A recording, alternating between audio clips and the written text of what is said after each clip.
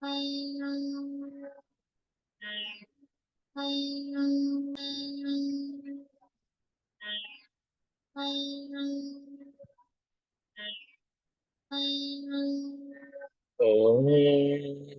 भद्रं कर्णेभिः शृणुयाम देवाः भद्रं पश्येमाक्षभिर्यजत्राः स्थिरैरङ्गैस्तुष्टुवागुंसस्तनूभिः व्यशेम देवहितं यदायुः स्वस्ति न इन्द्रो वृद्धश्रवाः स्वस्ति नः पूषा विश्ववेदाः स्वस्ति नस्तार्क्ष्यो अरिष्टनेमिः स्वस्ति नो बृहस्पतिर्दधातु ॐ शान्तः शान्तः शान्तिः हरिः ॐ श्रीगुरुभ्यो नमः हरिः ॐ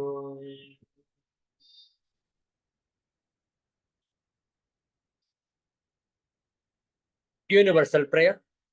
Let's stand this together.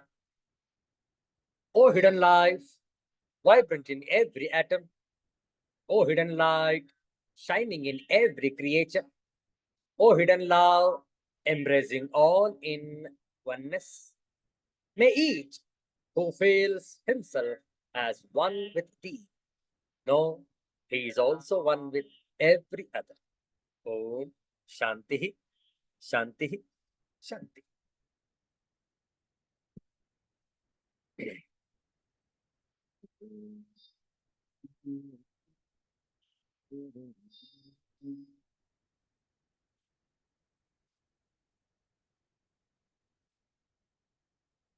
ಇಂದು ಶುಕ್ರವಾರ ಜ್ಯೇಷ್ಠ ಮಾಸ ಶುದ್ಧ ಚತುರ್ದಶಿ. ನಾಳೆ ದಿವಸ ಅತ್ಯಂತ ಪುಣ್ಯಕರವಾದಂತಹ ಹುಣ್ಣಿಮೆಯ ದಿವಸ. ಇಂದು ಜ್ಯೇಷ್ಠ ಶುದ್ಧ ಚತುರ್ದಶಿ. ಇಂದಿನ ಈ ಒಂದು ಶುಭ ಮುಹೂರ್ತದಲ್ಲಿ ದುರ್ಗಾ ದ್ವಾತ್ರಿಂಶತ್ ನಾಮಮಾಲಾ ಇದರ ಪಾರಾಯಣವನ್ನು ಮಾಡೋಣ. ನಮ್ಮ ಜೊತೆಗೆ ತಾವು ಕೂಡ ಪಾರಾಯಣವನ್ನು ಮಾಡಬಹುದು.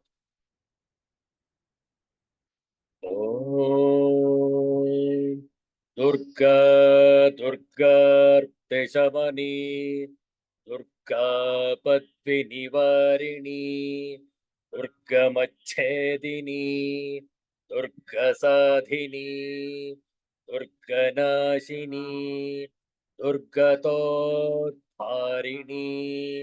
ದುರ್ಗನಿಹಂತ್ರಿ ದುರ್ಗಮಾಪಹ ದುರ್ಗಮಜ್ಞಾನದ ದುರ್ಗದೈತ್ಯಲೋಕದವಾನನ ದುರ್ಗಮಾ ದುರ್ಗಮಾಲೋಕ ದುರ್ಗಮಾತ್ಮಸ್ವರೂಪಿಣಿ ದುರ್ಗಮಾರ್ಗಪ್ರದ ದುರ್ಗಮವಿದ್ಯಾ ದುರ್ಗಮಾಶ್ರಿತ ದುರ್ಗಮಜ್ಞಾನ ಸಂಸ್ಥಾನ ದುರ್ಗಮಧ್ಯಾನಭಾಸಿನಿ ದುರ್ಗಮೋಹ ದುರ್ಗಮಗ ದುರ್ಗಮಾರ್ಥಸ್ವರೂಪಿಣಿ ದುರ್ಗಮಾಸುರ ಸಂಹಂತ್ರಿ ದುರ್ಗಮಾಯುಧಧಾರಿಣಿ ದುರ್ಗಮಾಂಗಿ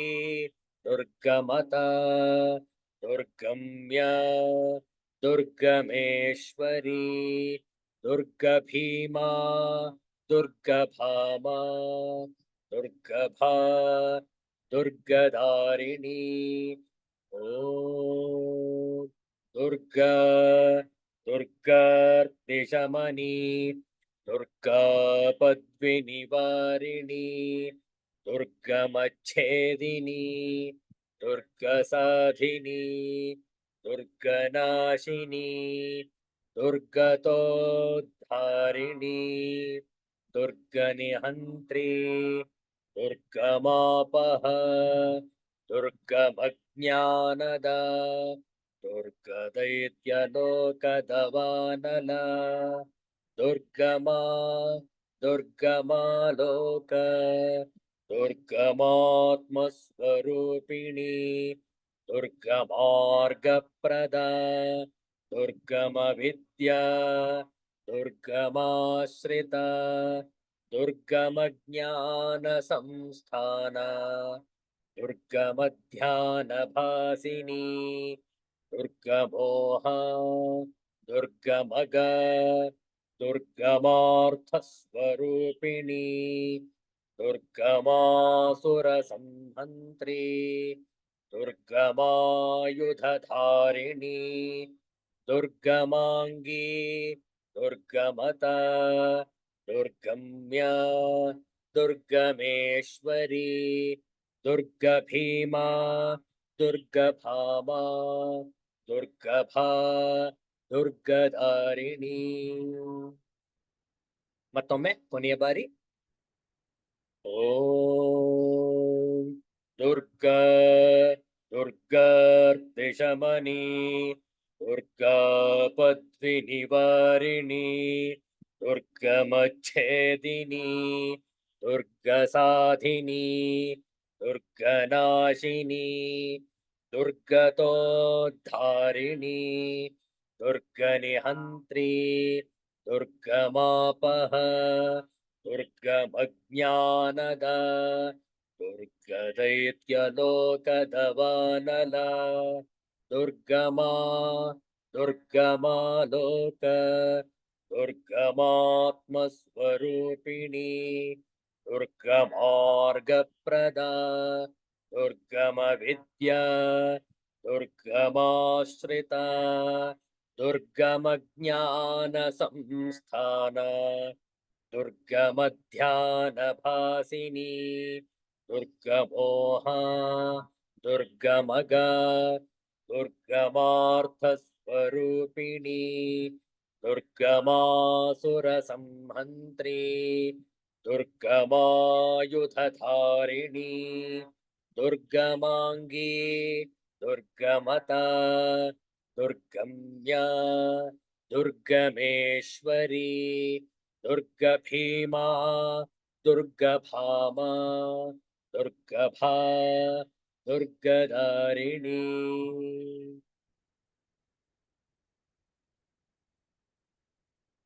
ಹರಿನಾಮ್ ಹಿ ಸಹಾರಾ ಹೈ ಒಂದು ಹಿಂದಿಯ ಭಜನೆ ಹೇಳಿಕೊಡ್ತೇವೆ, ತಾವು ಪುನರಾವರ್ತಿಸಬಹುದು. ಈ ಭಜನೆಯ ನಂತರ ನಾವು ಶ್ರೀ ಗುರುದತ್ತ ಶ್ರೀಪಾದ ಶ್ರೀವಲ್ಲಭರ ಮಂತ್ರವನ್ನು ಜಪಿಸೋಣ. ಅದನ್ನು ಕೂಡ ಹೇಳಿಕೊಡ್ತೇವೆ, ತಾವು ಪುನರಾವರ್ತಿಸಬಹುದು. ಮೊದಲು ಹಿಂದಿಯ ಭಜನೆ ಹರಿನಾಮ್ ಹಿ ಸಹಾರಾ ಹೈ ಹೇಳಿಕೊಡ್ತೇವೆ. ಹೇಳಿ, ಅರ್ಧರ್ಧ ಭಾಗವನ್ನು ಹೇಳಿಕೊಡ್ತೇವೆ, ತಾವು ಸುಲಭವಾಗಿ ಪುನರಾವರ್ತಿಸಬಹುದು.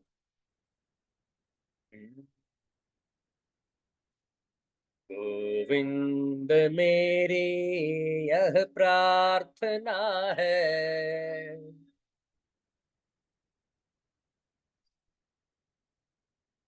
भूलू न मैं नाम कभी तुम्हारा,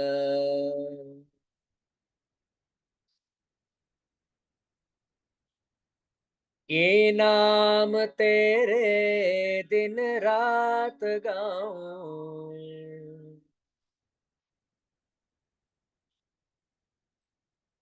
गोविंद दामोदर माधवेति,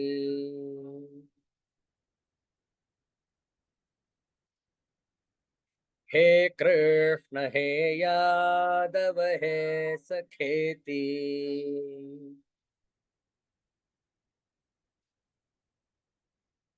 देहांत काले तुम सामने हो,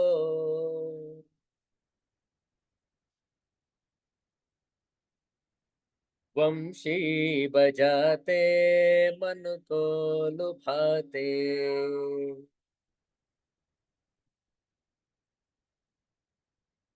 गाते यही नाम तन नाथ त्यागो,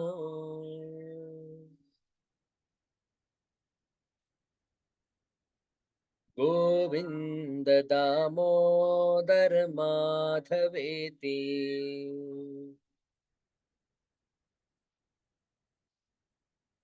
हे कृष्ण हे यादव हे सखेती।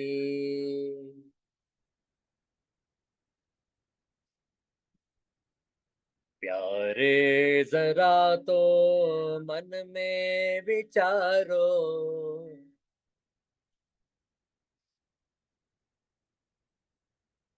क्या साथ लाए अरुले चलोगे।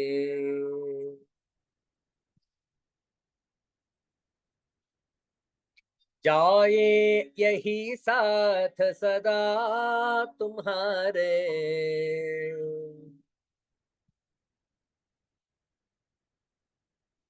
गोविंद दामोदर माधवेति।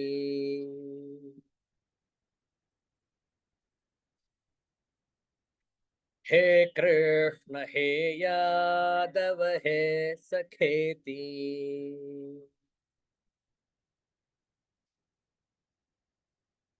नारी धरा धाम सुपुत्र प्यारे,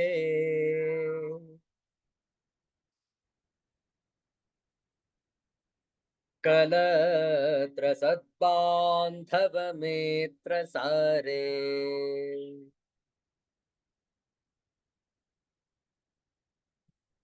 कोई न साथी हरि को पुकारो,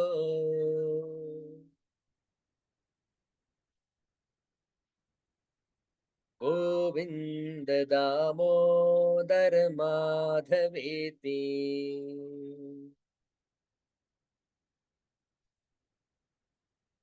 हे कृष्ण हे यादव हे सखेती।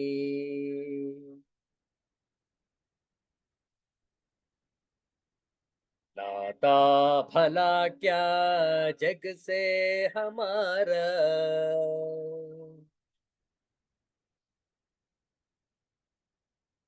आए यहाँ क्यों कर क्या रहे हैं।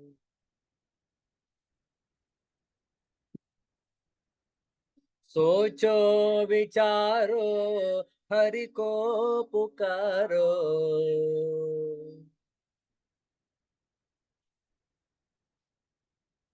गोविंद दामोदर माधवेति।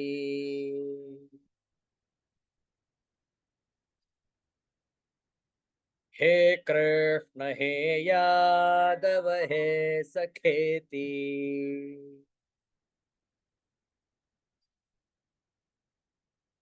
सच्चे सखा हैं हरि ही हमारे,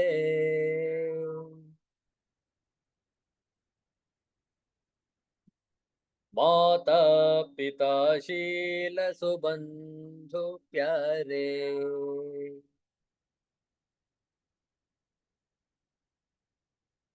भूलो न भाई दिन रात गाओ,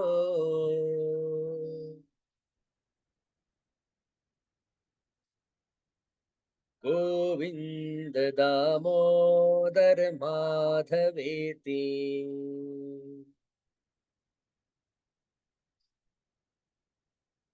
हे कृष्ण हे यादव हे सखेती।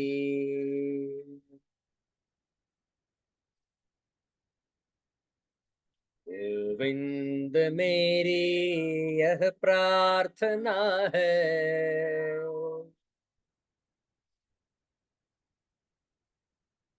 भूलूं न मैं नाम कभी तुम्हारा।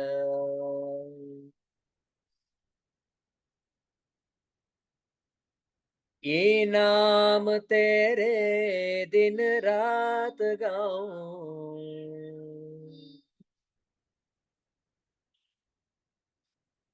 गोविंद दामोदर माधवेति।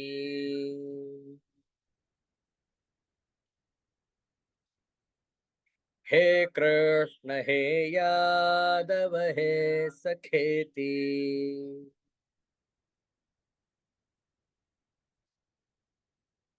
हे कृष्ण हे यादव हे सखेती।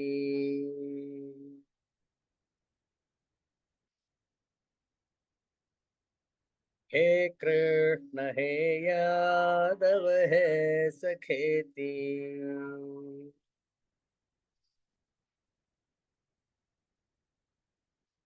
ಈಗ 2 ನಿಮಿಷ ಶ್ರೀಪಾದ ಶ್ರೀವಲ್ಲಭ ಮಂತ್ರ ಜಪ ಹೇಳಿಕೊಡ್ತೇವೆ, ತಾವು ಪುನರಾವರ್ತಿಸಬಹುದು. ಆದರೆ ದಯವಿಟ್ಟು ನೇರವಾಗಿ ಕುಳಿತುಕೊಳ್ಳಿ, ಕಣ್ಣುಗಳು ಮುಚ್ಚಿರಲಿ, ಉಸಿರಾಟ ನಿಧಾನವಾಗಿ ಸಾಗಲಿ. ಪ್ರತಿಯೊಂದು ಶ್ವಾಸವೂ ದೀರ್ಘ, ಗಾಢ ಮತ್ತು ನಿಧಾನವಾಗಿರಲಿ.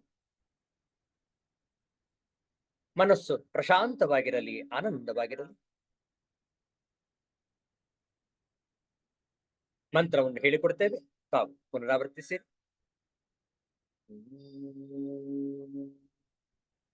ದಿಗಂಬರ ದಿಗಂಬರ ಶ್ರೀಪಾದ ವಲ್ಲಭ ದಿಗಂಬರ.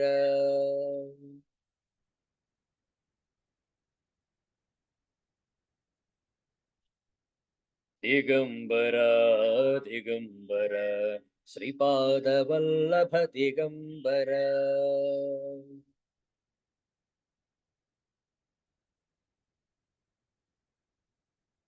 ದಿಗಂಬರ ದಿಗಂಬರ ಶ್ರೀಪಾದ ವಲ್ಲಭ ದಿಗಂಬರ.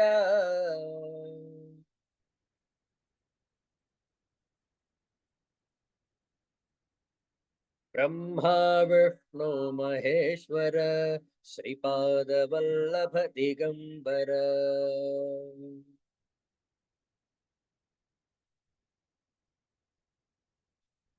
ಈಗ ಈ 4 ಸಾಲುಗಳನ್ನು ಒಟ್ಟಿಗೆ ಜಪ ಮಾಡೋಣ. ಇನ್ನು 3 ಬಾರಿ ಒಟ್ಟಿಗೆ ಕಣ್ಣುಗಳು ಮುಚ್ಚೇರಲಿ. ನಮ್ಮೊಡನೆ ತಾವು ಕೂಡ ಜಪವನ್ನು ಹಾಡಬಹುದು. ದಿಗಂಬರ ದಿಗಂಬರ ಶ್ರೀಪಾದ ವಲ್ಲಭ ದಿಗಂಬರ. ದಿಗಂಬರ ದಿಗಂಬರ ಶ್ರೀಪಾದ ವಲ್ಲಭ ದಿಗಂಬರ. ದಿಗಂಬರ ದಿಗಂಬರ ಶ್ರೀಪಾದ ವಲ್ಲಭ ದಿಗಂಬರ. ಬ್ರಹ್ಮ ವಿಷ್ಣು ಮಹೇಶ್ವರ ಶ್ರೀಪಾದ ವಲ್ಲಭ ದಿಗಂಬರ. ದಿಗಂಬರ ದಿಗಂಬರ ಶ್ರೀಪಾದ ವಲ್ಲಭ ದಿಗಂಬರ. ದಿಗಂಬರ ದಿಗಂಬರ ಶ್ರೀಪಾದ ವಲ್ಲಭ ದಿಗಂಬರ. ದಿಗಂಬರ ದಿಗಂಬರ ಶ್ರೀಪಾದ ವಲ್ಲಭ ದಿಗಂಬರ. ಬ್ರಹ್ಮ ವಿಷ್ಣು ಮಹೇಶ್ವರ ಶ್ರೀಪಾದ ವಲ್ಲಭ ದಿಗಂಬರ. ದಿಗಂಬರ ದಿಗಂಬರ ಶ್ರೀಪಾದ ವಲ್ಲಭ ದಿಗಂಬರ. ದಿಗಂಬರ ದಿಗಂಬರ ಶ್ರೀಪಾದ ವಲ್ಲಭ ದಿಗಂಬರ. ದಿಗಂಬರ ದಿಗಂಬರ ಶ್ರೀಪಾದ ವಲ್ಲಭ ದಿಗಂಬರ. ಬ್ರಹ್ಮ ವಿಷ್ಣು ಮಹೇಶ್ವರ ಶ್ರೀಪಾದ ವಲ್ಲಭ ದಿಗಂಬರ. ಶ್ರೀಪಾದ ವಲ್ಲಭ ದಿಗಂಬರ. ಶ್ರೀಪಾದ ವಲ್ಲಭ ದಿಗಂಬರ. ಸಿದ್ಧಾಂತ ಅವಧೂತ ಚಿಂತನ ಶ್ರೀ ಗುರುದೇವ ದತ್ತ. ಜೈ ಜೈ ರಘುವೀರ ಸಮರ್ಥ ಶ್ರೀ ಸದ್ಗುರುನಾಥ್ ಮಹಾರಾಜ್ ಕಿ ಜೈ. ನಿಧಾನವಾಗಿ ಕಣ್ಣುಗಳನ್ನು ತೆರೆಯಬಹುದು. ವಿವೇಕ ಚೂಡಾಮಣಿಯ ಕೆಲವು ಶ್ಲೋಕಗಳ ಪಾರಾಯಣವನ್ನು ಮಾಡೋಣ. ಶ್ಲೋಕಗಳನ್ನು ಪರದೆಯ ಮೇಲೆ ಹಂಚಿಕೊಳ್ತೇವೆ. ಅದನ್ನು ನೋಡಿಕೊಂಡು ಸ್ಪಷ್ಟವಾದ ಉಚ್ಚಾರಣೆಯೊಂದಿಗೆ ಪಾರಾಯಣ. 140ನೆಯ ಶ್ಲೋಕದ ವಿಚಾರವನ್ನು ಮಾಡಬೇಕಾಗಿದೆ ಇಂದು. ಆದ್ದರಿಂದ ಕೆಲವು ಶ್ಲೋಕಗಳನ್ನು, ಕೆಲವು ಹಿಂದಿನ ಶ್ಲೋಕಗಳನ್ನು ಪಾರಾಯಣ ಮಾಡುವ. ಪ್ರಾರಂಭದಲ್ಲಿ ಮಂಗಳಾಚರಣ ಶ್ಲೋಕ 134ನೇ ಶ್ಲೋಕದಿಂದ ಆರಂಭ ಮಾಡುವ 140ನೆಯ ಶ್ಲೋಕದವರೆಗೆ. ಪ್ರಾರಂಭದಲ್ಲಿ ಮಂಗಳಾಚರಣ ಶ್ಲೋಕ. ಪ್ರತಿಯೊಂದು ಶ್ಲೋಕವನ್ನು ಹೇಳಿಕೊಡ್ತೇವೆ, ತಾವು ಕೇಳಿಸಿಕೊಂಡು ನಂತರ ಪುನರಾವರ್ತಿಸಬಹುದು. सर्ववेदांत सिद्धांत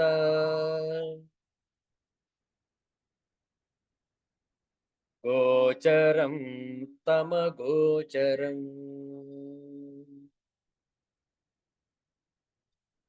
गोविन्दं परमानन्दम्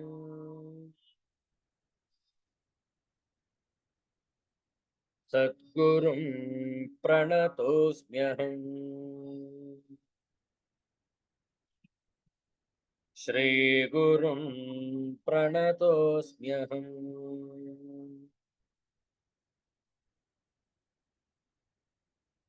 ಈಗ 134ನೇ ಶ್ಲೋಕದಿಂದ ಪಾರಾಯಣ ಆರಂಭ. ನ ಜಾಯತೆ ನೋ ಮ್ರಿಯತೆ ನ ವರ್ಧತೆ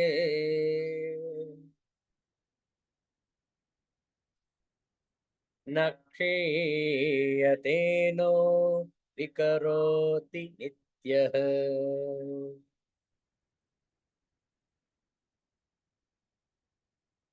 विलीयमानेऽपि वपोष्यमुष्मिन्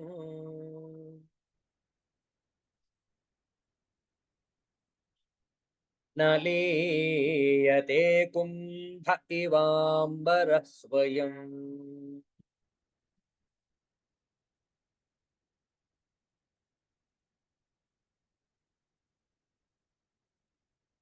प्रकृति विकृति भिन्नः शुद्धबोधः स्वभावः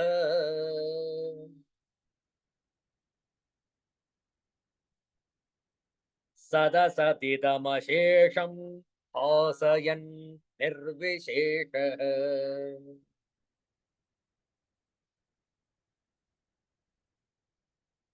विलसति परमात्मा जाग्रदादिष्वस्थासु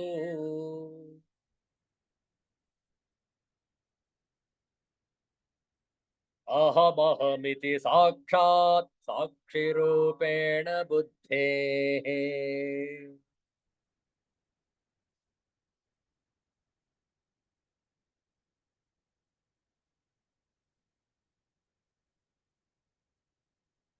नियमितमनसामुं त्वं स्वमात्मानमात्मनि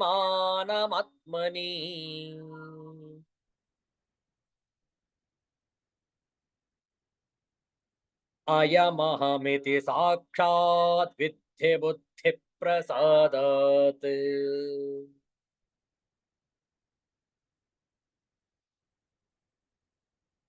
जनिमरणतरङ्गापार संसार सिन्धुम्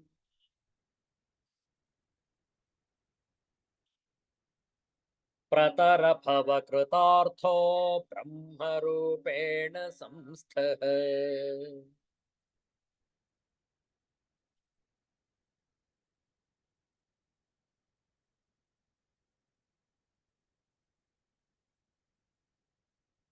अत्रानात्मन्यहमिति मतिर्बन्धः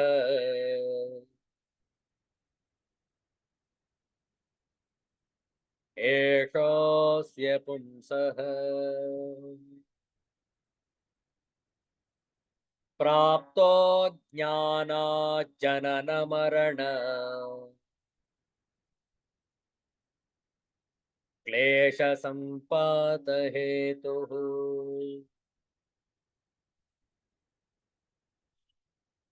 येनैवायं वपुरिदमसत्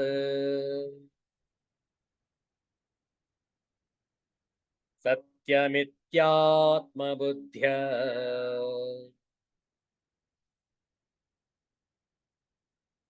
पुष्यत्युक्षत्यवति विषयैः तन्तुभिः कोशकृद्वत्.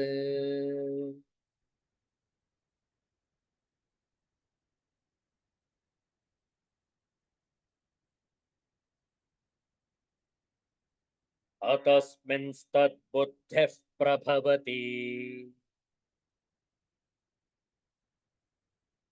विमूढस्य तमसा. विवेकाभावात् वै स्फुरति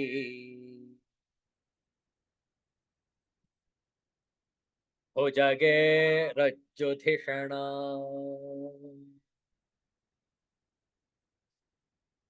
ततोऽनर्थव्रातो निपतति समादातुरधिकः ततो योऽसद्ग्राहः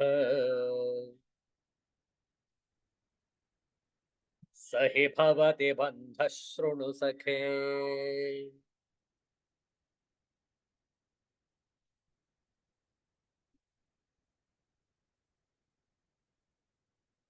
अखण्डनित्याद्वयबोधशक्त्या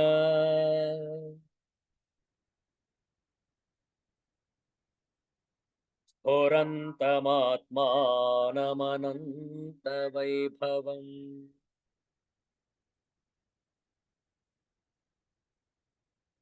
समावृणोत्यावृतिशक्तिरेषा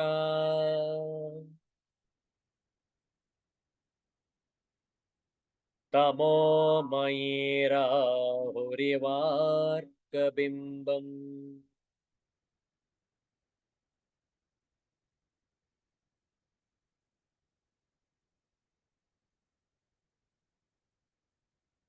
ಶ್ರೀ ಗುರುಭ್ಯೋ ನಮಃ.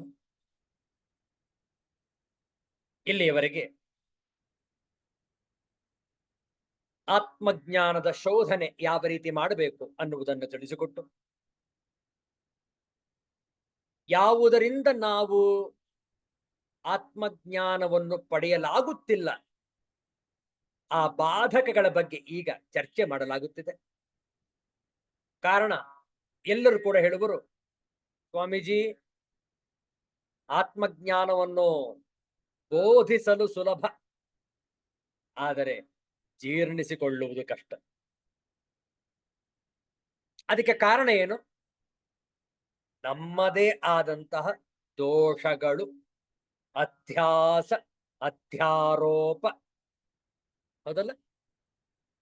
ಯಾವುದಿಲ್ಲವೋ ಅದು ಇದೆ ಎಂದು ಭ್ರಮಿಸುವುದು, ಯಾವುದು ಇದೆಯೋ ಅದನ್ನು ಇಲ್ಲ ಎಂದು ಹೇಳುವುದು ನಮ್ಮ ಭ್ರಮೆ, ನಮ್ಮ ಅಧ್ಯಾಸ, ನಮ್ಮ ಅಧ್ಯಾರೋಪ, ನಮ್ಮ ಅಜ್ಞಾನ.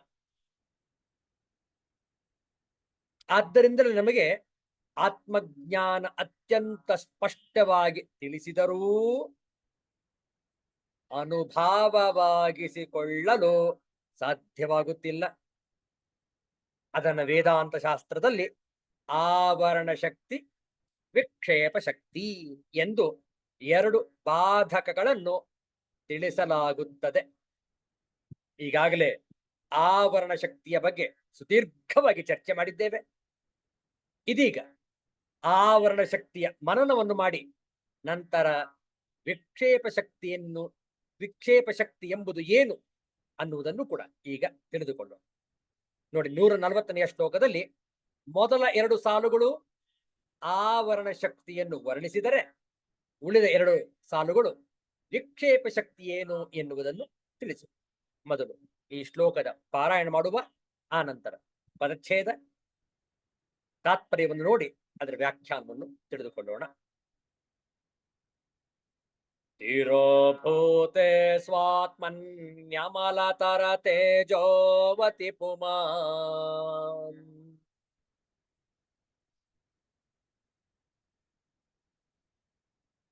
ಅನಾತ್ಮಾನಂ ಮೋಹಾದಹಮಿತಿ ಶರೀರಂ ಕಲಯತಿ.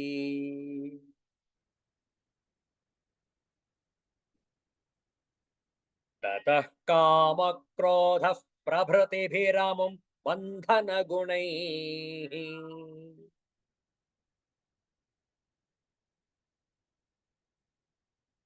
ಪರಂ ವಿಕ್ಷೇಪಾಖ್ಯಾ ರಜಸ ಉರುಶಕ್ತಿರ್ವ್ಯಥಯತಿ.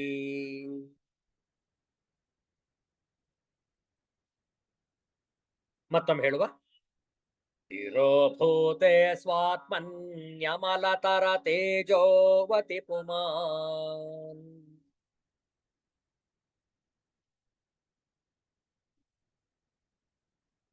ಅನಾತ್ಮಾನಂ ಮೋಹಾತ್ ಅಹಮಿತಿ ಶರೀರಂ ಕಲಯತಿ.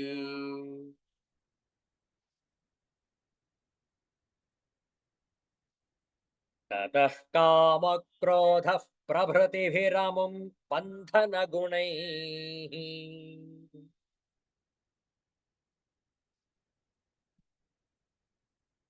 ಪರಂ ವಿಕ್ಷೇಪಾಖ್ಯಾ ರಜಸ ಉರುಶಕ್ತಿರ್ವ್ಯಥಯತಿ.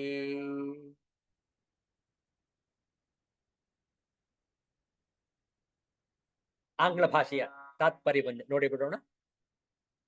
When one's own self, endowed with the purest splendor, is hidden from view, a man, through ignorance, falsely identifies himself with this gross body, which is non-self. And then the great fire of Rajas, called Vikshe, the projecting power, sorely afflicts him through the binding fetters of lust, anger, etc. Projecting power, Vikshepa Shakti. We get more in further shlokas, we'll see that. Let's move on to the Padached. Tirobhute Swatmani Amalatara Tejovati Puman Anatmanam Mohat Aham Iti Shariram Kalayati. Tataha Kama Krodha Prabhrutibhihi Amum Bandhana Gunaihi Param Vikshepa Akhya Rajasaha Gurushaktihi Yathayati. ಅನ್ವಯಾರ್ಥವನ್ನು ನೋಡಿಕೊಳ್ಳೋಣ. ಅಮಲತರ Tejovati, ಅತ್ಯಂತ ಸ್ವಚ್ಛವಾದ ತೇಜಸ್ಸುಳ್ಳ. ಸ್ವಾತ್ಮನಿ, ತನ್ನ ಆತ್ಮನು. ತಿರೋಭೂತೆ ಸತಿ, ಮರೆಯಾಗಲು. ಪುಮಾನ್, ಮನುಷ್ಯನು. ಅನಾತ್ಮಾನಂ, ಅನಾತ್ಮವಾದ ಶರೀರಂ, ಈ ಸ್ಥೂಲ ದೇಹವನ್ನು, ಸ್ಥೂಲ ಶರೀರವನ್ನು. ಮೋಹಾತ್, ಅಜ್ಞಾನದಿಂದ. ಅಹಂ ಇತಿ, ನಾನು ಎಂದು. ಕಲಯತಿ, ಭಾವಿಸುತ್ತಾನೆ. ತತಃ, ಆನಂತರ. ವಿಕ್ಷೇಪ ಆಖ್ಯಾ, ವಿಕ್ಷೇಪವೆಂಬ ಹೆಸರುಳ್ಳ. ರಜಸಃ, ರಜಸ್ಸಿನ ಉರುಶಕ್ತಿ, ಪ್ರಬಲವಾದ ಶಕ್ತಿಯು. ಕಾಮ ಕ್ರೋಧ ಪ್ರಭೃತಿಭಿ, ಕಾಮ ಕ್ರೋಧಗಳೇ ಮೊದಲಾದ. ಬಂಧನ ಗುಣೈಹಿ, ಬಂಧಕ ಗುಣಗಳಿಂದ. ಅಮುಂ, ಇವನನ್ನು. ಇವನನ್ನು ಅಂದ್ರೆ ಯಾರು? ಈ ಪುರುಷನನ್ನು, ಈ ಸಾಧಕನನ್ನು. ಪರಂ ವ್ಯಥಯತಿ, ವಿಶೇಷವಾಗಿ ವ್ಯಥೆಗೊಳಿಸುತ್ತದೆ. ನೋಡಿ ಹೇಗಿದೆ ಬಾಧಕ. ಯಾಕೆ ನಮಗೆ ಆತ್ಮಜ್ಞಾನ ದೊರಕ್ತಾ ಇಲ್ಲ ಅಂತಂದ್ರೆ, ಈ ಆವರಣ ವಿಕ್ಷೇಪಿ ಶಕ್ತಿಗಳ ಕಾಟದಿಂದ, ಒಡನಾಟದಿಂದ. ಆವರಣ ಶಕ್ತಿ, ವಿಕ್ಷೇಪ ಶಕ್ತಿ ಇದ್ದದರಿಂದ ನಮಗೆ ಆತ್ಮಜ್ಞಾನ ಸ್ಫುರಣೆಯಾಗುತ್ತಿಲ್ಲ. ಬೋಧಿಸಿದರೂ ಅರ್ಥವಾಗುತ್ತಿಲ್ಲ. ನೋಡಿ ತಾತ್ಪರ್ಯವನ್ನು. ಅತ್ಯಂತ ಸ್ವಚ್ಛವಾದ ತೇಜಸ್ಸುಳ್ಳ ತನ್ನ ಆತ್ಮಸ್ವರೂಪವು ಮರೆಯಾಗಲು ಮನುಷ್ಯನು ಅನಾತ್ಮವಾದ ದೇಹವನ್ನೇ ಅಜ್ಞಾನದಿಂದ ನಾನು ಎಂದು ಭಾವಿಸುತ್ತಾನೆ. ಅನಂತರ ವಿಕ್ಷೇಪವೆಂಬ ಹೆಸರುಳ್ಳ ರಜೋಗುಣದ ಪ್ರಬಲ ಶಕ್ತಿಯು ಕಾಮ ಕ್ರೋಧಗಳೇ ಮೊದಲಾದ ಬಂಧಕ ಗುಣಗಳಿಂದ ಇವನನ್ನು ವಿಶೇಷವಾಗಿ ವ್ಯಥೆಗೊಳಿಸುತ್ತದೆ. ನೋಡಿ, ಆವರಣ ಶಕ್ತಿ ತಮೋಗುಣ, ವಿಕ್ಷೇಪ ಶಕ್ತಿ ಅತ್ಯಂತ ಪ್ರಬಲವಾದ ರಜೋಗುಣ. ನೋಡಿ ಹೇಗಿದೆ. ತಮಸ್ಸನ್ನು ಹೋಗ್ಲಾಡಿಸಿಕೊಂಡು ರಜೋಗುಣದಿಂದ ತಮೋಗುಣವನ್ನು ಹೋಗ್ಲಾಡಿಸ್ಕೊಳ್ಬೇಕು. ಸತ್ವಗುಣದಿಂದ ರಜೋಗುಣವನ್ನು ಹೋಗ್ಲಾಡಿಸ್ಕೊಳ್ಬೇಕು. ತತ್ವಗುಣದಿಂದ ಸತ್ವಗುಣವನ್ನು ಹೋಗಲಾಡಿಸ್ಕೊಳ್ಬೇಕು. ತತ್ವಗುಣಗಳಿಂದ ನಾವು ಆತ್ಮನಲ್ಲಿ ಐಕ್ಯರಾಗಿರಬೇಕು. ನೋಡಿ, ಇದು ಕ್ರಮ. ಆದರೆ ಈ ಮೊದಲ 2 ಹೆಜ್ಜೆಗಳನ್ನು ನಾವು ದಾಟಬೇಕು. ಯಾವುದನ್ನು? ತಮೋಗುಣ, ರಜೋ, ಆವರಣ ಶಕ್ತಿ, ವಿಕ್ಷೇಪ ಶಕ್ತಿ. ಅದನ್ನೇ ಇಲ್ಲಿ ಹೇಳ್ತಾ ಇರೋದು. ಅತ್ಯಂತ ಸ್ವಚ್ಛವುಳ್ಳ ತೇಜಸ್ಸುಳ್ಳ ತನ್ನ ಆತ್ಮಸ್ವರೂಪವು ಮರೆಯಾಗೋದಕ್ಕೆ ಸಾಧ್ಯವೇ? ಸಾಧ್ಯ ಇಲ್ಲ. ಆದ್ರೆ ನಮಗೆ ಮರೆಯಾದಂತೆ ಭಾಸವಾಗುತ್ತಿದೆ. ಯಾಕೆ? ನಮಗ್ ಕಾಣಿಸ್ತಾ ಇದೆ. ಹೌದಲ್ಲ? ಅಕ್ಕ ಮಹಾದೇವಿ ತನ್ನ ವಚನದಲ್ಲಿ ಬಹಳ ಸುಂದರವಾಗಿ ಹಾಡ್ತಾಳೆ ನೋಡಿ. ವನವೆಲ್ಲ ನೀವೇ ವನದೊಳಗಣ ದೇವ ತರುವೆಲ್ಲ ನೀವೇ ತರುವಿನೊಳಗಾಡುವ ಖಗ ಮೃಗವೆಲ್ಲ ನೀವೇ ಚೆನ್ನ ಮಲ್ಲಿಕಾರ್ಜುನ ಸರ್ವವೂ ನೀನಾಗಿ ಎನಗೇಕೆ ಮುಖದೋರೆ ವನವೆಲ್ಲ ನೀವೇ. ಅಕ್ಕ ಮಹಾದೇವಿ ಈ ಸುಂದರವಾದ ವಚನದಲ್ಲಿ ತನಗೆ ತಾನೇ ಪ್ರಶ್ನೆ ಮಾಡ್ಕೊಳ್ತಾ ಇದ್ದಾಳೆ. ನಾವು ಚಿಕ್ಕಂದಿನಿಂದ ಕೇಳ್ತಾ ಬಂದಿದ್ದೇವೆ ಭಗವಂತ ಸರ್ವಾಂತರ್ಯಾಮಿ, ಸರ್ವ ವ್ಯಾಪಕ, ಸರ್ವಜ್ಞತ್ವ ಅಂತ ಕೇಳ್ತಾನೆ ಬಂದಿದ್ದೆ. God is ಆಮ್ನಿಶಿಯಂಟ್, omnipotent, Omni present ಕೇಳ್ತಾನೆ ಬಂದಿದ್ದೇವೆ. ಭಗವಂತ ಎಲ್ಲ ಕಡೆ ಇದ್ಮೇಲೆ ನನಗೂ ಕಾಣಬೇಕು, ನಿಮ್ಗೂ ಕಾಣಬೇಕು. ಯಾಕೆ ಮಹಾತ್ಮರಿಗೆ ಮಾತ್ರ ದರ್ಶನ ಕೊಡೋದು? ನಮಗೆ ನಿಮ್ಗೆ ಯಾಕೆ ಕಾಣಿಸ್ತಾ ಇಲ್ಲ? ಅವ್ರಿಗೂ ಕೂಡ ನಮ್ ತರವೇ ಕಂಡಿದೆ. ಹೌದಲ್ಲ? ನೋಡಿ ಅಕ್ಕ ಮಹಾದೇವಿ ಹೇಳ್ತಾಳೆ, ವನವೆಲ್ಲ ನೀವೇ ವನದೊಳಗಣ ದೇವತರು ವೆಲ್ಲ ನೀವೇ. ವನವೆಲ್ಲ ನೀವೇ. ವನ ಕಾಡು, ಅರಣ್ಯ, ಕಾನನ. ಹೌದಲ್ಲ? ಕಾಡು. ಜಗತ್ತನ್ನು ಕಾಡಿಗೆ ಹೋಲಿಸ್ತಾಳೆ ಅಕ್ಕ ಮಹಾದೇವಿ. ಜಗತ್ತು ಕಾಡಿದ್ದ ಹಾಗೆ. ಯಾಕೆ? ಗೊತ್ತಿಲ್ಲ, ಗುರಿ ಇಲ್ಲ. ನೀವೇನಾದ್ರೂ ಕಾಡಿನ ಒಳಗೆ ಸಿಕ್ಕಾಕೊಂಡ್ಬಿಟ್ರೆ ನಿಮಗೆ ದಾರಿಯೇ ಗೊತ್ತಾಗುದಿಲ್ಲ ಹೊರಗೆ ಬರೋದಕ್ಕೆ. ಯಾಕೆ? ಅಲ್ಲಿ ಯಾವುದೇ ನಿಮಗೆ ಲ್ಯಾಂಡ್ ಮಾರ್ಕ್ ಇರೋದಿಲ್ಲ, ಯಾವುದೇ ಆರೋ, ಯಾವುದೋ ನಿಮಗೆ ಮಾರ್ಗದರ್ಶಕ ಸೂಚಿ ಕೂಡ ಇರೋದಿಲ್ಲ. ಅಲ್ಲಿ ಕಳ್ಕೊಂಡ್ಬಿಟ್ರೆ ಕಳ್ಕೊಂಡ್ ಹಾಗೇನೆ. ಮತ್ತೆ ಇಲ್ಲಿ ಯಾರಾದ್ರೂ ಕಾಡಿನ ಮನುಷ್ಯರನ್ನ ಕೇಳಿ ಹೊರಗೆ ಹೋಗೋದು ದಾರಿ ಕೇಳಬೇಕು. ಹಾಗೇ ಜಗತ್ತಿಗೆ ಬಂದ ನಂತರ ಹೇಗೆ ನಾವು ಈ ಸತ್ಪಥದಲ್ಲಿ ಸಾಗಬೇಕು ಯಾರು ತಿಳಿಸ್ಕೊಡೋದಿಲ್ಲ. ಎಲ್ಲರೂ ಇನ್ನೂ ಕೂಡ ಮೋಹವನ್ನೇ ತುಂಬಿಸ್ತಾರೆ ನಮಗೆ. ಮದುವೆ ಆಗು, ದುಡ್ಡು ಮಾಡ್ಕೋ, ಮಕ್ಕಳನ್ನ ಮಾಡ್ಕೋ, ಮೊಮ್ಮಕ್ಕಳನ್ನ ಮಾಡ್ಕೋ, ಇನ್ನೂ ಆಸ್ತಿ ಮಾಡು, ಇನ್ನೂ ದುಡ್ಡು ಮಾಡು, ಇಂತ ಹೇಳ್ಕೊಡೋರೇ ಜಾಸ್ತಿ. ಹೌದಲ್ಲ? ಯಾರು ಕೂಡ ಆತ್ಮವನ್ನು ಶೋಧಿಸು, ಈ ಒಂದು ಜಗತ್ತಿಗೆ ಬಂದ ಕಾರಣವನ್ನು ತಿಳಿದುಕೋ.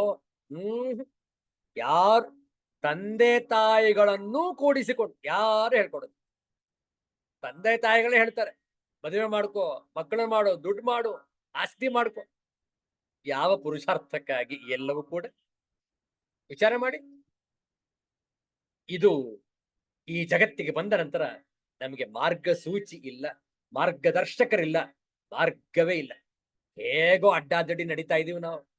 ಆದ್ರಿಂದ ಅಕ್ಕ ಮಹಾದೇವಿ ಜಗತ್ತನ್ನು ಕಾಡಿಗೆ ಹೋಲಿಸ್ತಾಳೆ.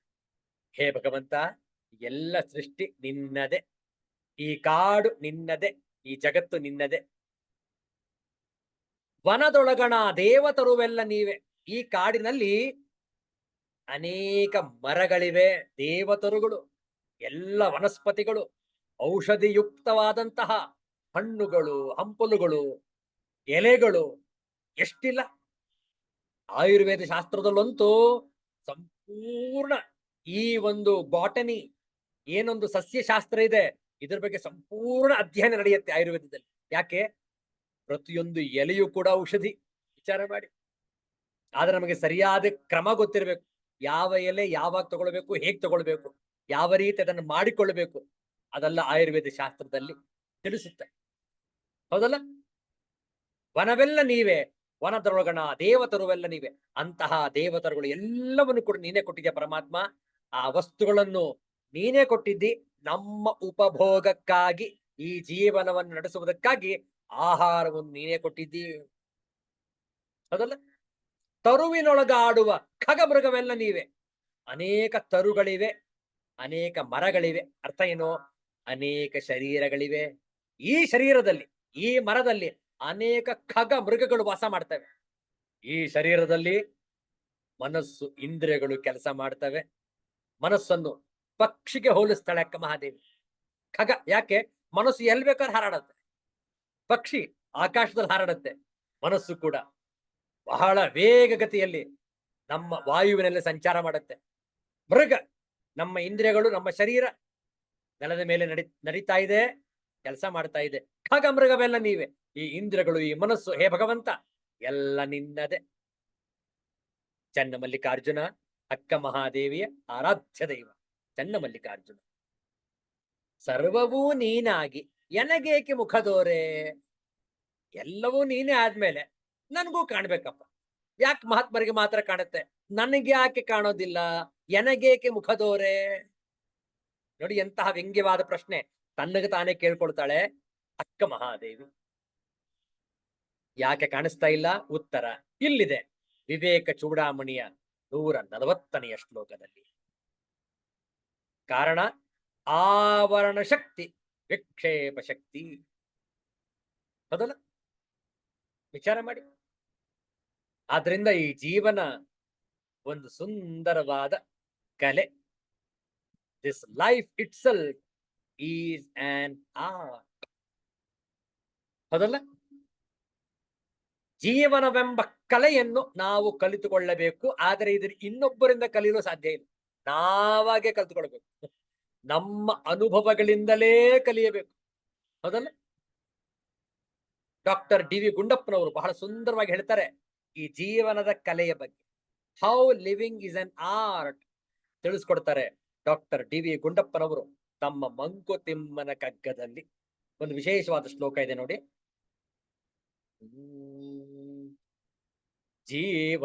ಜೀವನವದೊಂದು ಕಲೆ, ಕಲೆಯ ಕಲಿಸುವುದೆಂತೋ ಸಾವಿರದ ನಿಯಮ ಯುಕ್ತಿಗಳ ನೊರೆದೊಡೆಯು. ಆವುದೋ ಕುಶಲತೆಯದೊಂದಿರದೆ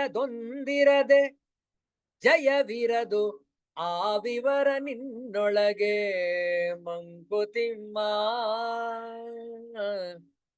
ಆ ವಿವರ ನಿನ್ನೊಳಗೆ ಮಂಕುತಿಮ್ಮ.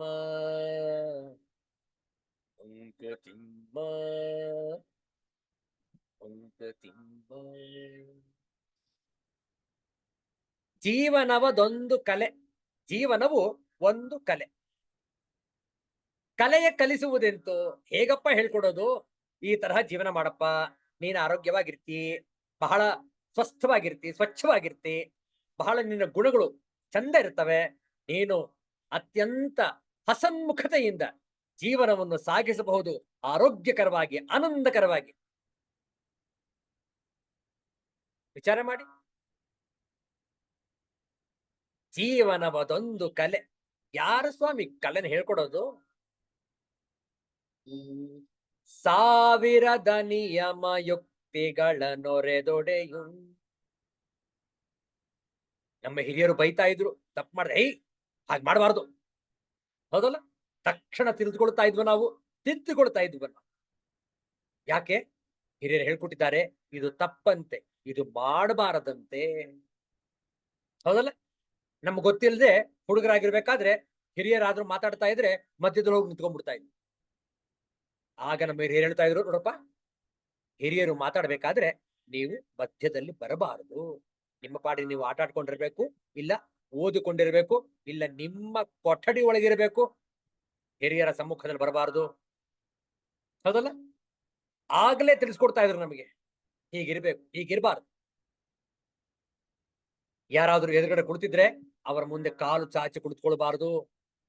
ಭಕ್ತಿಯಿಂದ, ವಿನಯದಿಂದ ಕಾಲುಗಳನ್ನು ಮಡಚಿಕೊಂಡು, ಕೈಗಳನ್ನು ಮಡಚಿಕೊಂಡು ಕುಳಿತುಕೊಳ್ಳಬೇಕು. ಕೆಳಗೆ ಕುಳಿತುಕೊಳ್ಬೇಕು. ಅವರ ಸಮಾನಕ್ಕೆ ಕುಳಿತುಕೊಳ್ಬಾರದು. ನೋಡಿ ಎಷ್ಟೊಂದು ನಿಯಮಗಳು, ಎಷ್ಟು ಯುಕ್ತಿಗಳು. ಸಾವಿರದ ನಿಯಮ ಯುಕ್ತಿಗಳ ದೊರೆದೊಡೆಯು. ಎಷ್ಟೋ ನಿಯಮಗಳು, ಎಷ್ಟು ಯುಕ್ತಿಗಳನ್ನು ಹಿಡಿಕೊಟ್ರೂ ಜೀವನದ ಕಲೆಯನ್ನು ನಮಗೆ ಕಲಿಯೋದಿಕ್ಕೆ ಆಗಲಿಲ್ಲ. ನಮಗೆ ಅನುಭವ ವೇದ್ಯವಾಗುವವರೆಗೆ ಅವ್ರು ಹೇಳಿದ್ದು ನಮ್ಗೆ ಅರ್ಥವಾಗ್ತಾ ಇರ್ಲಿಲ್ಲ. ಹೌದಲ್ಲ? ಹಿರಿಯರು ಆಗಾಗ ಹೇಳ್ತಾ ಇದ್ರು, ಕೆಲವೊಮ್ಮೆ ಹೊಡಿತಾ ಇದ್ರು ಕೂಡ. ಈಗೀಗೆಲ್ಲ ಹೊಡೆಯೋದು ಕೂಡ ನಿಂತು ಹೋಗಿದೆ. ಯಾಕೆಂದ್ರೆ ಹೊಡೆದ್ರೆ ತಂದೆ ತಾಯಿಯರು ಮಕ್ಳಿಗೆ ಹೊಡೆದ್ರೆ ಮಕ್ಕಳು ಪೊಲೀಸ್ ಮೇಲೆ ಕಂಪ್ಲೇಂಟ್ ಕೊಡ್ತಾರೆ ತಂದೆ ತಾಯಿಗಳ ಮೇಲೆ, ನಮ್ಮ ತಂದೆ ಹೊಡಿತಾ ಇದ್ದಾರೆ. ಹೌದಲ್ಲ? ಶಾಲೆಗಳಲ್ಲೂ ಕೂಡ ಈಗ ಹೊಡೆಯೋದು ನಿಷೇಧ, ಹೊಡಿಬಾರದು ಯಾರು. ಹೊಡೆದ್ರೆ ಅದು ದೊಡ್ಡ ಅಪರಾಧ, ಪೊಲೀಸ್ ಕೇಸ್ ಆಗ್ಬಿಡುತ್ತೆ. Police case. ಯಾರು ಆಚಾರ್ಯರು ಹೊಡೆದ್ರೆ ಶಿಷ್ಯರಿಗೆ ಪೊಲೀಸ್ ಕೇಸ್. ಹಿಂದಿನ ಕಾಲದಲ್ಲಿ ಹೇಗಿತ್ತು ಹೇಳಿ? ಹುಡುಗ ಹೋಗಿ ಹೇಳ್ತಾನೆ ಮನೇಲಿ, ಅಪ್ಪ ಇವತ್ತು ಮೇಷ್ಟ್ರು ಜೋರಾಗಿ ಹೊಡೆದು ಬಿಟ್ರು. ಹೌದಾ, ಬಾ ಹೋಗೋಣ ಮೇಷ್ಟ್ರ ಹತ್ರ. ತಂದೆ ಧಡ ಧಡ ಧಡ ಧಡ ಎಳ್ಕೊಂಡ್ ಬಂದ್ರು ಮಗನನ್ನು. ಮೇಷ್ಟ್ರೇ, ಇವನ್ ಹೊಡೆದ್ರಂತೆ. ಹೌದು, ಹೊಡೆದೆ. ಯಾಕೆ? ಅವನು ತಪ್ಪು ಮಾಡಿದ್ದ, ಆದ್ರಿಂದ ಹೊಡೆದೆ. ತಂದೆ ಹೇಳ್ತಾರೆ, ಇನ್ನೂ 2 ಬಿಗಿರಿ ಅವನಿಗೆ. ನಾವು ಹೊಡೆದ್ರೆ ಕೇಳಲ್ಲ ಅವನು, ಇನ್ನೊಂದ್ 2 ಹಾಕಿ ಅವನಿಗೆ. ತಂದೆಯವ್ರ ಮೇಷ್ಟ್ರಿಗೆ ಇನ್ನೊಂದ್ 2 ಬಿಗಿರಿ ಅವನಿಗೆ ಅಂತ ಹೇಳಿ ಹೋಗ್ತಾ ಇದ್ರು. ಆದ್ರೆ ಈಗಿನ ಕಾಲ ಬಹಳ ವ್ಯತ್ಯಾಸ ಆಗಿ ಹೋಗಿದೆ. ಯಾಕೆ? ತಿದ್ದಿ ತೀಡಿ ಆ ಶಿಷ್ಯನನ್ನು, ಆ ಮಕ್ಕಳನ್ನು ಸರಿಪಡಿಸ್ತಾ ಇದ್ರು ಹಿರಿಯರು, ಆಚಾರ್ಯರು. ಯಾಕೆ? ಜೀವನದ ಕಲೆಯನ್ನು ಕಲಿಯುವಾಗ ನಾವು ಎಡವಿ ಬೀಳ್ತೇವೆ, ತಪ್ಪು ಮಾಡ್ತೇವೆ. ತಪ್ಪನ್ನು ತಿದ್ದಿಕೊಳ್ಳಲು ನಮ್ಮ ಹಿರಿಯರು ಉಪಯೋಗಿಸಿದ ಸಾಮ ದಾನ ದಂಡ ಭೇದ ಎಲ್ಲವನ್ನು ಕೂಡ ಪ್ರಯೋಗ ಮಾಡ್ತಾ ಇದ್ರು, ಮಾಡಬೇಕು. ಹೌದಲ್ಲ? ಆದ್ರೂ ಕೂಡ ನಾವು ಕಲ್ತಿಲ್ಲ. ನಾವು ಕಲ್ತದ್ದು ಹೇಗೆ? ನಾವು ತಪ್ಪು ಮಾಡಿ ಅದಕ್ಕೆ ಸರಿಯಾದ ಒಂದು ಶರೀರದ ಯಾತನೆ, ಮನೋಯಾತನೆಯನ್ನು ಅನುಭವಿಸಿದ ಬಳಿಕ ಪಶ್ಚಾತ್ತಾಪವನ್ನು ಕೈಗೊಂಡು ನಂತರ ಪ್ರಾಯಶ್ಚಿತ್ತ ಮಾಡಿಕೊಂಡು ಪಾಠವನ್ನ ಕಲಿತೆವು. ಹೌದಲ್ಲ? ಇದನ್ನೇ ಕುಶಲತೆ ಅಂತ ಹೇಳ್ತಾರೆ. ಗುಡ್ಡಪ್ಪನವ್ರು ಹೇಳ್ತಾರೆ, ಆವುದೋ ಕುಶಲತೆಯದೊಂದಿರದೆ ಜಯವಿರದು. ಆ ಕುಶಲತೆ ಒಂದಿಲ್ದೆ ಹೋದ್ರೆ ಜಯ ಇರುವುದಿಲ್ಲ, ನಾವು ಸಫಲರಾಗ್ಲಿಕ್ಕೆ ಸಾಧ್ಯ ಇಲ್ಲ. ಸ್ವಾಮೀಜಿ ಇಷ್ಟೆಲ್ಲ ಒಂದು ಜ್ಞಾನ ಭಂಡಾರ ಯಾವ ಪುಸ್ತಕದಲ್ಲಿದೆ ಹೇಳ್ಬಿಡಿ, ಒಂದೇ ಸಲ ಓದ್ಬಿಡ್ತೀನಿ ನಾನು. ಎನ್ಸೈಕ್ಲೋಪೀಡಿಯಾ, ಈಗ ವಿಕಿಪೀಡಿಯಾ ಆನ್ಲೈನ್ ಇರೋದ್ರಿಂದ ವಿಕಿಪೀಡಿಯಾ, ಎನ್ಸೈಕ್ಲೋಪೀಡಿಯಾ ಯಾವ್ದಾದ್ರು ಒಂದು ಗ್ರಂಥ ಇದ್ರೆ ಹೇಳ್ಬಿಡಿ, ಎಲ್ಲ ಮೊದಲಿಂದ ಪುಟದವರೆಗೂ ಕೊನೆಯ ಪುಟದವರೆಗೂ ಓದಿ ಸಂಪೂರ್ಣ ಜ್ಞಾನವಂತನಾಗ್ಬಿಡ್ತೇನೆ ನಾನು. ಇಲ್ಲ, ಇದಕ್ಕೆ ಸಂಬಂಧಪಟ್ಟ ಹಾಗೆ ಯಾವ ಗ್ರಂಥವು ಇದುವರೆಗೆ ಜಗತ್ತಿನಲ್ಲಿ ಲಭ್ಯ ಇಲ್ಲ. ಎಲ್ಲಿದೆ ಹಾಗಾದ್ರೆ ಇಷ್ಟೊಂದು ಮಾಹಿತಿ? ಆ ವಿವರ ನಿನ್ನೊಳಗೆ ಮಂಕುತಿಮ್ಮ, ಆ ವಿವರ ನಿನ್ನೊಳಗೆ ಮಂಕುತಿಮ್ಮ, ಮಂಕುತಿಮ್ಮ, ಮಂಕುತಿಮ್ಮ. ಎಲ್ಲ ನಿನ್ನಲ್ಲೇ ಇವೆ. ಹೌದಲ್ಲ? ನೀನೇ ಕರ್ತ, ನೀನೇ ಭೋಕ್ತ, ನಿನ್ನ ಕರ್ಮಕ್ಕೆ ನೀನೇ ಜವಾಬ್ದಾರಿ. ಎಲ್ಲ ನಿನ್ನಲ್ಲೇ ಇದೆ. ಸಾಧಕ ಬಾಧಕಗಳೆರಡೂ ನಿನ್ನಲ್ಲಿಯೇ ಇವೆ. ಅದನ್ನು ಶೋಧಿಸಿಕೋ, ಹುಡುಕಿಕೋ. ಅದೇ ಯೋಗ ಮಾರ್ಗ. ನೋಡಿ, ಇಂದು ಜ್ಯೇಷ್ಠ ಶುದ್ಧ ಚತುರ್ದಶಿ ತಾರೀಕಿನ ಪ್ರಕಾರ ಜೂನ್ ತಿಂಗಳ 21ನೇ ತಾರೀಕು. ನಮ್ಮ ಸರ್ವೋತ್ಕೃಷ್ಟ ಭಾರತದಲ್ಲಿ ಅಂತಾರಾಷ್ಟ್ರೀಯ ಯೋಗ ದಿನಾಚರಣೆ. ವಿಶ್ವದಾದ್ಯಂತ ಈ ಆಚರಣೆಯನ್ನು ಮಾಡ್ತಾರೆ. ಭಾರತವೇ ಇದಕ್ಕೆ ಮೂಲ ಗುರು. ಹೌದಲ್ಲ? ವಿಶ್ವ ಯೋಗ ದಿನಾಚರಣೆ ಅಂತಾರಾಷ್ಟ್ರೀಯ ಮಟ್ಟದಲ್ಲಿ ಅನೇಕ ದೇಶಗಳು ಪಾಲನೆ ಮಾಡ್ತಾ ಇವೆ. ಯಾಕೆ? ನಾನು ಯೋಗ ಸಾಧನೆ ಮಾಡಬೇಕು, ಯೋಗವನ್ನ ಮುಟ್ಟಬೇಕು. ಯೋಗ ಎಂಬುದು ಗುರಿ, ಯೋಗ ಮಾರ್ಗವಲ್ಲ. ಯೋಗ ಎಂಬುದು ಲಕ್ಷ್ಯ, ಗುರಿ. ಏನು ಆಸನ ಪ್ರಾಣಾಯಾಮಗಳು ಮಾಡ್ತೇವೆ ಅದು ಕೇವಲ ನಮಗೆ ಯೋಗಕ್ಕೆ ಹೋಗಲು ಉಪಾಧಿಗಳು, ಮಾರ್ಗಗಳು. ಇದೇ ಯೋಗ ಅಲ್ಲ. ಕೇವಲ ಆಸನ ಪ್ರಾಣಾಯಾಮ ಮಾಡ್ಬಿಟ್ರೆ ನಾನು ಯೋಗ ಮಾಡ್ತಾ ಇದ್ದೀನಿ ಅಂತ ಹೇಳ್ತಾರೆ. ಅಲ್ಲ ಅಲ್ಲ ಅಲ್ಲ, ಯೋಗದ ಹಾದಿಯಲ್ಲಿ ನಾನಿದ್ದೇನೆ. ಹೌದಲ್ಲ?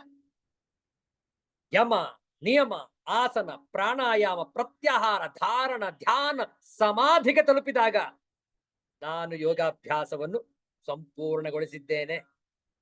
ವಿಚಾರ ಮಾಡಿ. ಆ ಸಮಾಧಿಗೆ ತಲುಪಲು ಯೋಗಾಭ್ಯಾಸ ನಿತ್ಯ ನಿರಂತರ ಅತ್ಯವಶ್ಯಕ. ಹೌದಲ್ಲ? ಮಾಡದೆ ಹೋದ್ರೆ ಅದೇ ನಮ್ಮ ಆವರಣ ಶಕ್ತಿ, ವಿಕ್ಷೇಪ ಶಕ್ತಿ. ವಿಚಾರ ಮಾಡಿ ನೋಡೋಣ. ಇಲ್ಲಿ ಕೊಟ್ಟಿದ್ದಾರೆ ನೋಡಿ. ಶ್ಲೋಕದ ಪೂರ್ವಾರ್ಧದಲ್ಲಿ ಆವರಣ ಶಕ್ತಿಯ ಕಾರ್ಯವನ್ನು, ಉತ್ತರಾರ್ಧದಲ್ಲಿ ವಿಕ್ಷೇಪ ಶಕ್ತಿಯ ಕಾರ್ಯವನ್ನು ತಿಳಿಸಿದೆ. ಇಲ್ಲಿ ಯಾವುದೋ ಒಂದು ಪದ ಇದೆ ನೋಡಿ. ಕಾಮಕ್ರೋಧಗಳೇ ಮೊದಲಾದ ಅಂತ ಇದೆ. ಹೌದಲ್ಲ? ಇಲ್ಲಿದೆ ನೋಡಿ. ಸಂಸ್ಕೃತದಲ್ಲಿ ಯಾವ ಪದ ಇದೆ ಅದು? ತತಃ ಕಾಮಕ್ರೋಧ ಪ್ರಭೃತಿಭಿ ಅಮುಮ್ಮ ಬಂಧನ ಗುಣೈ. ನೋಡಿ, ಕಾಮಕ್ರೋಧಗಳೇ ನಮ್ಮ ಶತ್ರುಗಳು. ಹಾಗೆ ಪ್ರಭೃತಿಭಿ ಅಂದ್ರೆ ಅರ್ಥ ಏನು? ಪ್ರಭೃತಿಭಿ ಅಂದ್ರೆ ಇದೇ ರೀತಿಯಲ್ಲಿ ಇನ್ನೂ ಇವೆ 4 ಅಂತ. ಇಲ್ಲಿ ಕೇವಲ 2 ಹೇಳಿರೋದು. ಕಾಮ, ಕ್ರೋಧ. ಇದೇ ತರಹ ಇನ್ನು 4 ಇದರ ಸಂಗಡ ಇದೆ. 6 ಜನ ಗ್ಯಾಂಗ್ಸ್ಟರ್ಸ್ ಅವರು, ಟೆರರಿಸ್ಟ್ ಅವರು. ಯಾರದು 6 ಜನ? ಕಾಮ, ಕ್ರೋಧ, ಲೋಭ, ಮೋಹ, ಮದ, ಮತ್ಸರ. ಈ 6 ವೈರಿಗಳು, 6 ಶತ್ರುಗಳು ಎಲ್ಲಿವೆ? ನಮ್ಮಲ್ಲೇ ಇವೆ. ದೂರ ಎಲ್ಲೂ ಹೋಗ್ಬೇಕಾದ್ರೆ ನಮ್ಮಲ್ಲೇ ಇವೆ.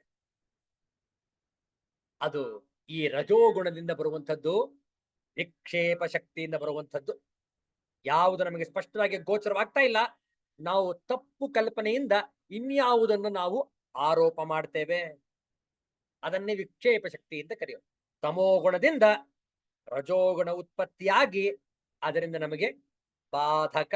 ಆದ್ದರಿಂದ ನಮಗೆ ಆತ್ಮಜ್ಞಾನ, ಆತ್ಮಸ್ವರೂಪ ಸ್ಪಷ್ಟವಾಗಿ ಕಾಣಿಸುತ್ತಿಲ್ಲ. ಹೌದಲ್ಲ? ಕಾಮ, ಕ್ರೋಧ, ಲೋಭಗಳು ಆತ್ಮನಾಶಕ್ಕೆ ಕಾರಣವಾದ ನರಕದ್ವಾರವೆಂದು ಭಗವದ್ಗೀತೆಯಲ್ಲಿ ಹೇಳಿದೆ. ಎಲ್ಲಿದೆ ಭಗವದ್ಗೀತೆಯಲ್ಲಿ? ಇಲ್ಲಿ ಕೊಟ್ಟಿದ್ದಾರೆ ನೋಡಿ. 17ನೇ ಅಧ್ಯಾಯ ಅಲ್ಲ, 16ನೇ ಅಧ್ಯಾಯ. ಇಲ್ಲಿ ತಪ್ಪು ಮುದ್ರಣವಾಗಿದೆ. 17ನೇ ಅಧ್ಯಾಯ 21 ಶ್ಲೋಕ ಅಲ್ಲ, ಅದು 16ನೇ ಅಧ್ಯಾಯ. ಯಾವುದು 16ನೇ ಅಧ್ಯಾಯ? ದೈವಾಸುರ ಸಂಪದ್ ವಿಭಾಗ ಯೋಗ. ಆ ದೈವಾಸುರ ಸಂಪತ್ ವಿಭಾಗ ಯೋಗದಲ್ಲಿ 21ನೆಯ ಶ್ಲೋಕದಲ್ಲಿ ಭಗವದ್ಗೀತೆಯಲ್ಲಿ ಹೇಳಲಾಗಿದೆ ನೋಡಿ. ಆ ಶ್ಲೋಕ ಓದ್ತೇವೆ. ತ್ರಿವಿಧಂ ನರಕಸ್ಯೇದಂ ವಾರಂ ನಾಶನಮಾತ್ಮನಃ ಕಾಮಃ ಕ್ರೋಧಃ ತಥಾ ಲೋಭಃ ತಸ್ಮಾತ್ ಏತತ್ ತ್ರಯಂ ತ್ಯಜೇತ್. 3 ಹೆಸರನ್ನು ಹೇಳಲಾಗಿದೆ ಇಲ್ಲಿ. 6 ವೈರಿಗಳಲ್ಲಿ 3 ಶತ್ರುಗಳನ್ನು ಈ 16ನೇ ಅಧ್ಯಾಯದ 21ನೆಯ ಶ್ಲೋಕದಲ್ಲಿ ತಿಳಿಸಲಾಗಿದೆ. ತಿಳಿಸಿ ಹೇಳ್ತಾರೆ, ಈ 3 ಕೂಡ 3 ದ್ವಾರಗಳು, 3 ಬಾಗಿಲುಗಳು. ಯಾವುದಕ್ಕೆ? ನರಕಕ್ಕೆ. ನರಕಕ್ಕೆ 3 ಬಾಗಿಲುಗಳು. ಯಾವ್ಯಾವುದು?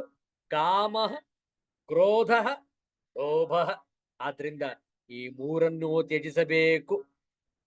ಮಾತ್ರ ಅಲ್ಲ, ಮೋಹ, ಮದ, ಮತ್ಸರ ಇವುಗಳನ್ನು ನಾವು ತೊಳೆದುಕೊಳ್ಳಬೇಕು, ದೂರ ಇಡಬೇಕು. ಇಲ್ದಿದ್ರೆ ಇದೇ ಬಾಧಕಗಳು ನಮಗೆ. ಬೇರೆ ಯಾರು ನಮಗೆ ಅಡ್ಡಿಯೇ ಇಲ್ಲ. ಸಾಧನಾ ಮಾರ್ಗದಲ್ಲಿ, ಸಾಧನಾ ಪಥದಲ್ಲಿ ನಮ್ಮದೇ ಆದಂತಹ ಕಾಮ ಕ್ರೋಧಾದಿಗಳೇ ಅಡ್ಡಿ ಉಂಟು ಮಾಡ್ತಾ ಇವೆ. ವಿಚಾರ ಮಾಡಿ. ವಿಕ್ಷೇಪ ಶಕ್ತಿಗೆ ಕಾರಣ ತಮೋಗುಣ, ಆವರಣ ಶಕ್ತಿ. ಆವರಣ ಶಕ್ತಿಯಿಂದ ವಿಕ್ಷೇಪ ಶಕ್ತಿಯನ್ನು ಉಂಟು ಮಾಡುತ್ತೆ.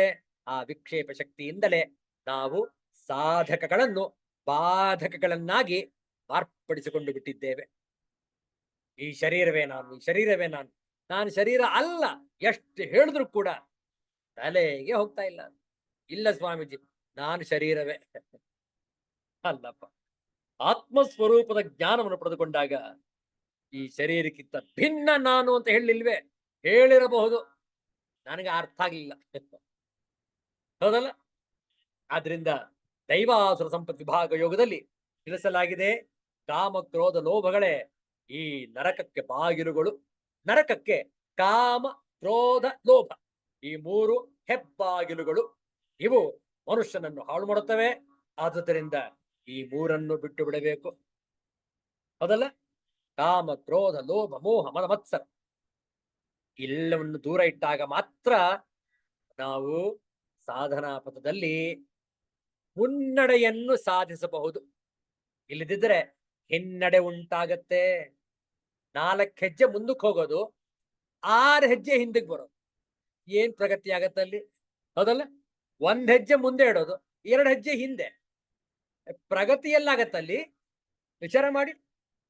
ನಮ್ಮ ಜೀವನ ಪ್ರಗತಿಯ ಪಥದಲ್ಲಿ ಸಾಗಬೇಕು. Our life is a progressive path. Think.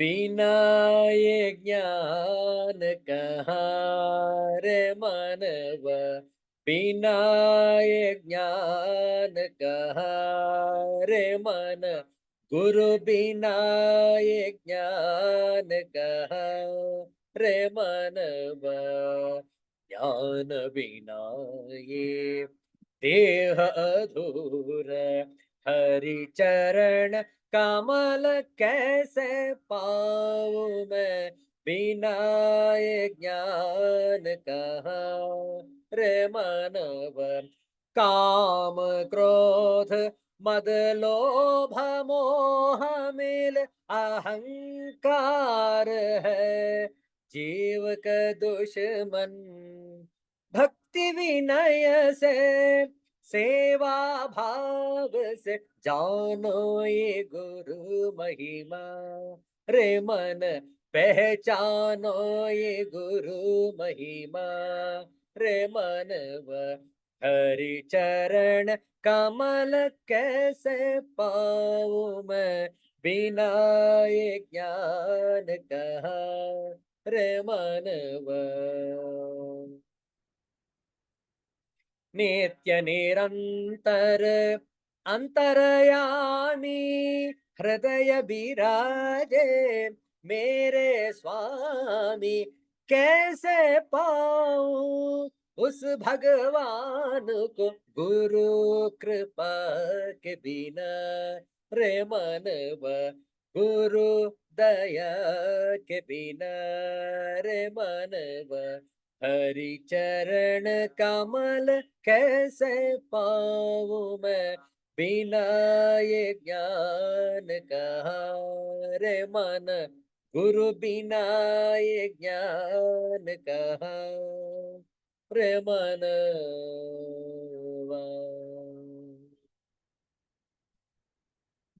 ಗುರುಗಳು ಬೇಕು ನಮಗೆ, ಸದ್ಗುರುಗಳು ಬೇಕು. ಈ ಆವರಣ ವಿಕ್ಷೇಪ ಶಕ್ತಿಯಿಂದ ಹೊರಬರಲು ನಮಗೆ ಸದ್ಗುರುಗಳು ಮಾರ್ಗದರ್ಶನ ಮಾಡಬೇಕು. ಇನ್ನು ಮುಂದೆ ಈ ಆವರಣ ಶಕ್ತಿ, ವಿಕ್ಷೇಪ ಶಕ್ತಿಯಿಂದ ಯಾವ ಯಾವ ಅನರ್ಥಗಳು ಉಂಟಾಗುವು ಅನ್ನುವುದನ್ನು ವಿವರಿಸಲಾಗಿದೆ. ಅದನ್ನು ಮುಂದಿನ ಶುಕ್ರವಾರ ಭೇಟಿಯಾದಾಗ ಮುಂದುವರಿಸಿ. ಸಮಯ ಮೀರ್ತಾ ಇದೆ. ಶಾಂತಿ ಮಂತ್ರದೊಂದಿಗೆ ಇಂದಿನ ಸತ್ಸಂಗವನ್ನು ಸಂಪನ್ನಗೊಳಿಸೋಣ. ಓಂ ಸ್ವಸ್ತಿ ಪ್ರಜಾಭ್ಯಃ ಪರಿಪಾಲಯಂತಾಂ ನ್ಯಾಯೇನ ಮಾರ್ಗೇಣ ಮಹೀಂ ಮಹೀಷಾಃ. ಗೋ ಬ್ರಾಹ್ಮಣೇಭ್ಯಃ ಶುಭಮಸ್ತು ನಿತ್ಯಂ. ಲೋಕಾಃ ಸಮಸ್ತಾಃ ಸುಖಿನೋ ಭವಂತು. ಕಾಲೇ ವರ್ಷತು ಪರ್ಜನ್ಯಃ ಪೃಥಿವೀ ಸಸ್ಯಶಾಲಿನಿ. ದೇಶೋऽಯಂ ಕ್ಷೋಭರಹಿತಃ. ಬ್ರಾಹ್ಮಣಾಃ ಸಂತು ನಿರ್ಭಯಾಃ. ಸರ್ವೇಷಾಂ ಸ್ವಸ್ತಿ ಭವತು. ಸರ್ವೇಷಾಂ ಶಾಂತಿರ್ಭವತು. ಸರ್ವೇಷಾಂ ಪೂರ್ಣಂ ಭವತು. ಸರ್ವೇಷಾಂ ಮಂಗಳಂ ಭವತು. ಸರ್ವೇ ಭವಂತು ಸುಖಿನಃ. ಸರ್ವೇ ಸಂತು ನಿರಾಮಯಾಃ. ಸರ್ವೇ ಭದ್ರಾಣಿ ಪಶ್ಯಂತು. ಮಾ ಕಶ್ಚಿತ್ ದುಃಖಭಾಗ್ ಭವೇತ್. असतो मा सद्गमय. तमसो मा ज्योतिर्गमय. मृत्योर्मा अमृतंगमय. ओम शांति शांति शांति. हरि ओम. श्री गुरुभ्यो नमः. ಹರೇ ಓಂ. ಮತ್ತೆ ಭೇಟಿಯಾಗೋಣ. ಎಲ್ಲರಿಗೂ ಒಳಿತಾಗಲಿ, ಎಲ್ಲರಿಗೂ ಶುಭವಾಗಲಿ. ಜೈ ಶ್ರೀ ಗುರುದೇವ ದತ್ತ.